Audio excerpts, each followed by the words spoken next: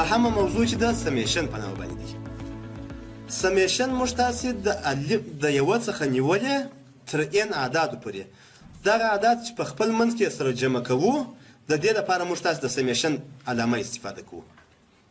سمیشن د علامې سره شاید اکثره نه شاید ټول ورسره بلد یاست په تیر سمستر کې یا شاید په هغه اول سمستر کې دا مو دریم سمستر دی یا څلورم سمستر شاید په اول دویم سمستر کې مو استعمال کړی وي. او د سمیشن لپاره موږ تاسې دغه علامه استفاده کوو د دې لپاره چې موږ تاسې د یوه څخه تر ان پورې اعداد سره جمع کوو.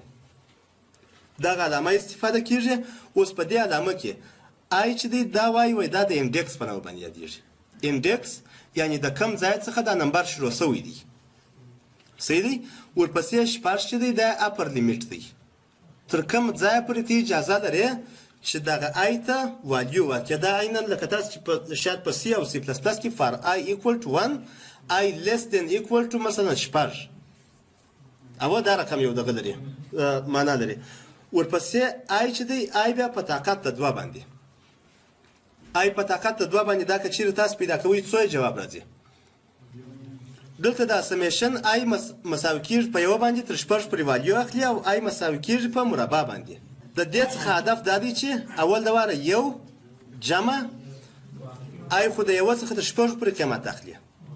یو که چیرې موږ تاسې آی ونیسو په نظر کې او یو مربع کو څو کېږي بیرته یو کېږي او ورپسې د یوه څخه بل قیمت وروسته څه دی دوه دی. دوه که چیرې مربع کو څو کېږي نو جمع څلور جمع ورپسې آی څو قیمت اخلي درې قیمت اخلي او درې که چیرې مربع کو دا مساوي کېږي په نه باندې جمع ورپسې آی څلور قیمت اخلي څلور که چیرې مربع کو شپاړس کېږي دا هم شپاړس ورپسې جمع آی مساوي کېږي پسې په پنځه باندې او پنځه که چیرې مربع کو مساوي کېږي په پنځه ویشت باندې ورپسې جمع آی که چیرې مساوي په شپږ باندې کو مساوي او مربع کو شپږ دېرش کېږي او نو دا هم شپږ دېرش دا مساوي کېږي ټوټل یې وایي و یو نیوي کېږي.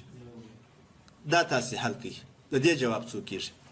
په دې ځای کې کې مساوي کېږي په درې باندې او کې چې د تر پنځو پورې والیو اخلي نو دوه په طاقت د کې دا معنا چې یعنې دوه په طاقت د درې جمع یو بیا جمع صحیح دی.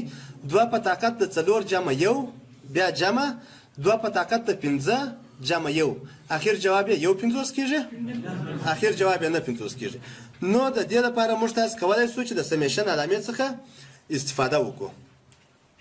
ورپسې د دې څخه وروسته دغه دوه سواله دي دا هم شاید تاسې دغه کولی شئ حلولی شئ حل شوي هم دي پکښې کې چې پر سر رقم باندې او طریقه چې شته دا طریقه د دې دا لیکلې ده پکښې کې.